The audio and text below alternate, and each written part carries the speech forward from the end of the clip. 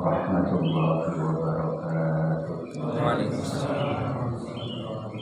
Innal hamdalillah nahmaduhu wa nasta'inuhu wa na'udzu billahi min syururi anfusina wa min sayyiati a'malina may yahdihillahu fala mudilla lahu wa may yudlil fala hadiya lahu. Asyhadu an la ilaha illallah wahdahu la syarika lahu wa asyhadu anna sayyidana wa nabiyyana Muhammadan abduhu wa rasuluhu la nabiyya ba'dahu. Allahumma shalli wa sallim ala sayyidina Muhammad wa ala alihi wa ashabihi wa baraka rabbi shrah li sadri amin wa yassir li amri wa hlul 'uqdatam min lisani yafqahu qawli. Hadirin jamaah salat subuh Masjid Nurul Iman rahimahullah, para pengurus sajadah subuh, para kiai, para asatid, beserta sajadah semua yang hadir, tanpa disebut insyaallah kita mulia di sisi Allah Subhanahu wa taala. Alhamdulillah, puji syukur kepada Allah Subhanahu wa taala di pagi hari ini dengan anugerah karunia Allah kita diberikan nikmat iman sehat walafiat, iman Islam sehat walafiat, paling utama panjang umur. Allah masih berikan kita usia di pagi hari ini, mudah-mudahan Allah masih diri kita panjang usia dan doa kepada Allah Subhanahu wa taala dan Rasulullah bisa ketemu puasa Ramadan Idul Fitri di tahun depan, amin. Salawat salam semoga tercurahkan pada junjungan kita Nabi besar Muhammad sallallahu alaihi wasallam rahmatan lil alamin. Bapak Ibu hadirin, ibu-ibunya dari yang kami hormati, sedikit atau tausiah ya tinjaunya sakit.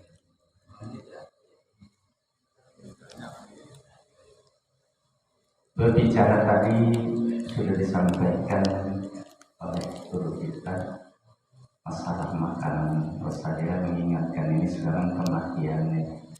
Sebab kematian adalah awal kehidupan yang abadi. Nah, lupa, saya baru ditinggal baru 15 hari sama istri saya. Minta doanya Pak, mudah-mudahan istri saya ditempatkan si Allah terbaik, di iman Islamnya, ibadahnya, lampunya jadikan rokok, dia tujuannya.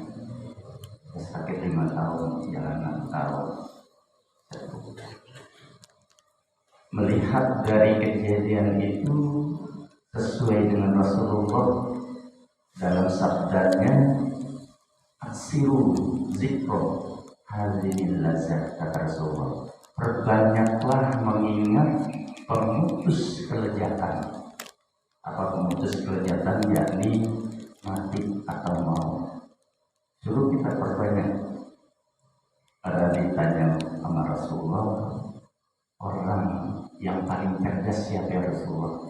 Yaitu orang yang banyak mengingat kematian. Yang paling cerdas. Sebab kalau kita sering mengingat kematian, insya Allah suatu ketika terbesit untuk berbuat sesuatu yang kira-kira mungkin kita ingat pada Allah SWT, sehingga perbaiki terus hidup kita.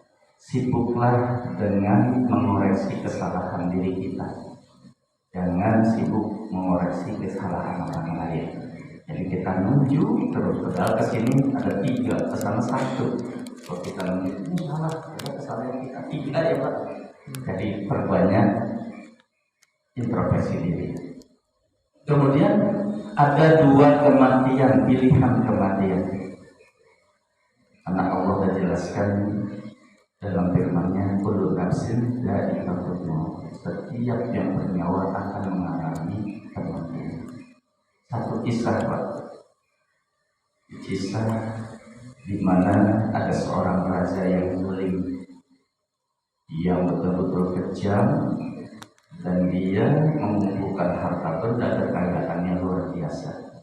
Satu ketika si raja ini ingin berjalan-jalan melihat-lihat negerinya, sekaligus biasanya seorang raja ini senang juga berburu. Biar bangga dengan raja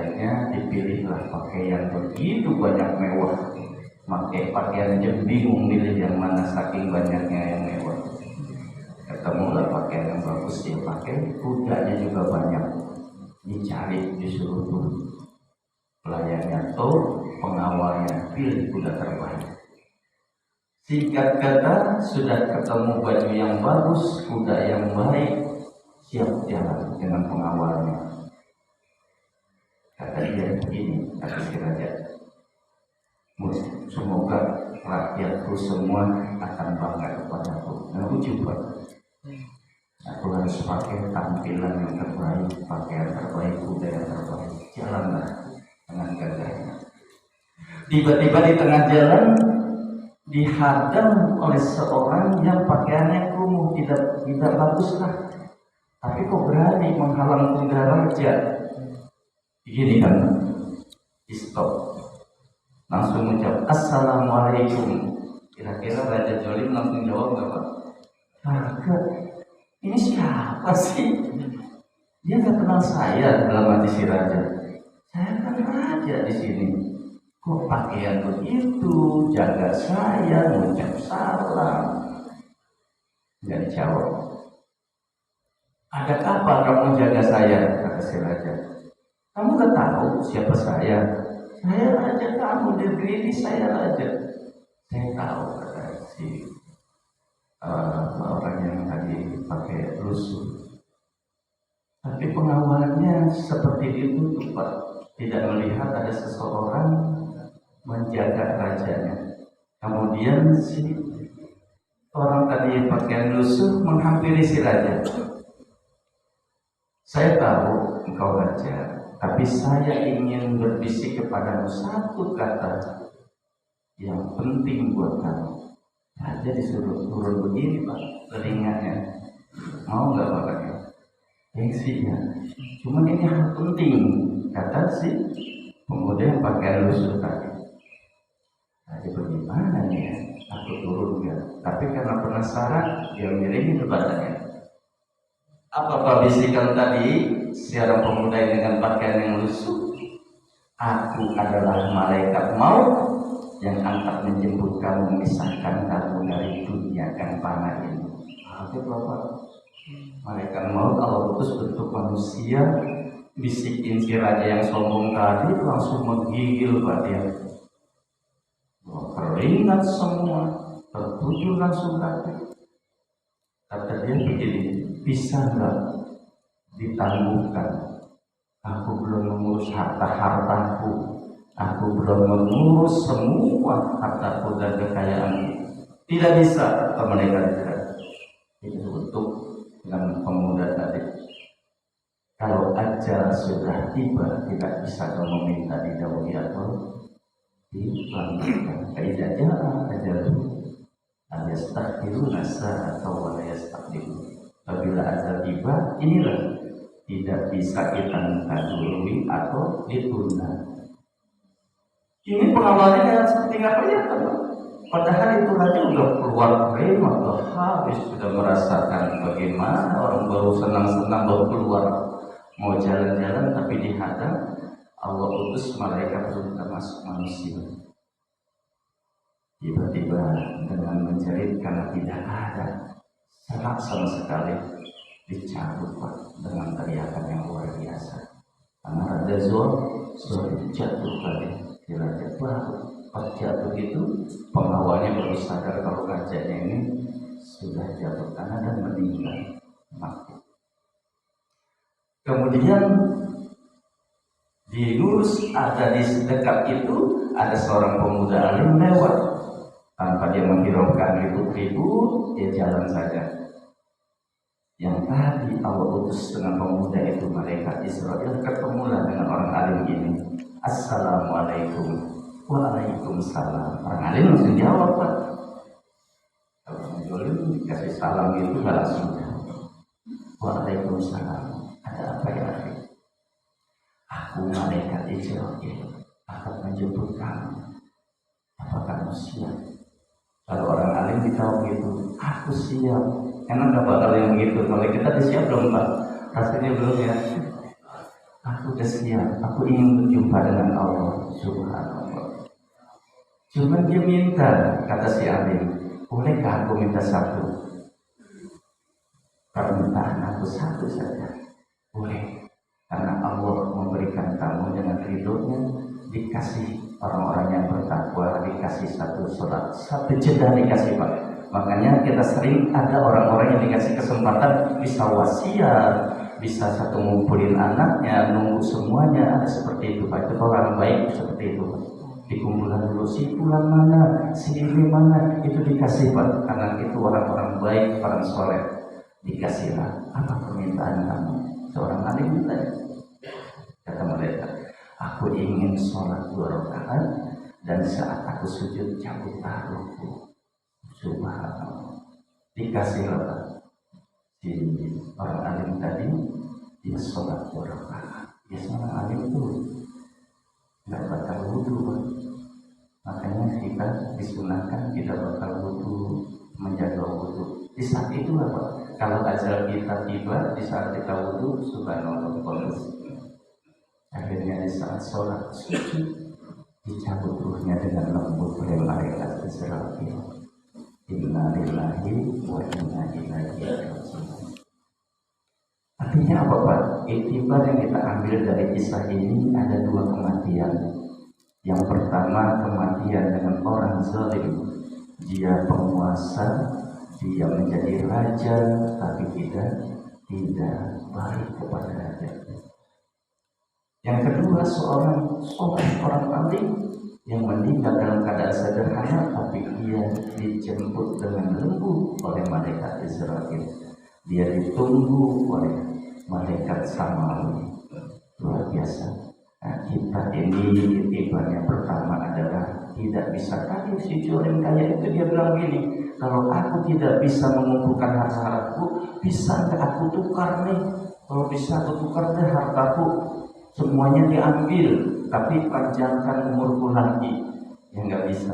Artinya kalau memang azal itu tiba saat itu, coba kalau tidak bisa lagi kita memundurkan atau memajukannya. Kita tidak tahu Pak, kita melangkah dari rumah ke sini tidak menjamin kita pulang sampai di rumah. Ya mudah-mudahan kita semua panjang umur masih amin. Kita minta seperti itu. Makanya suruh baca doa paling nggak di perjalanan.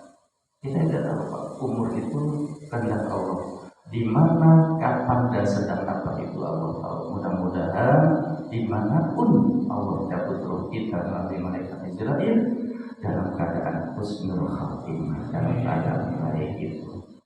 Bisa saja Pak, Bapak duluan saya belakangan, atau saya belakangan Bapak duluan, kan bisa gitu. Ya mudah-mudahan semuanya belakangan. Kita semuanya bisa dipanjangkan umur Allah, bisa ketemu Ramadan tahun depannya. Bisa yang belum umroh bisa umroh, bisa haji yang belum haji walaupun sulit, tapi kita jangan putus asa. Itu Bapak udah lihat yang namanya siapa? Yang rambutnya panjang, siapa tuh? Justru bukan, yang panjang rambutnya pakai kacamata suka bawa tongkat. Itu dia Pak, nggak punya duit mau berangkat haji, tinggal seminggu.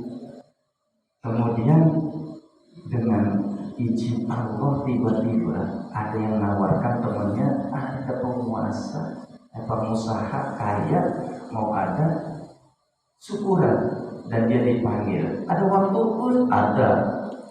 Alhamdulillah. Padahal dia perlu itu kalau tidak salah sampai 10 tahun 10.000 dolar.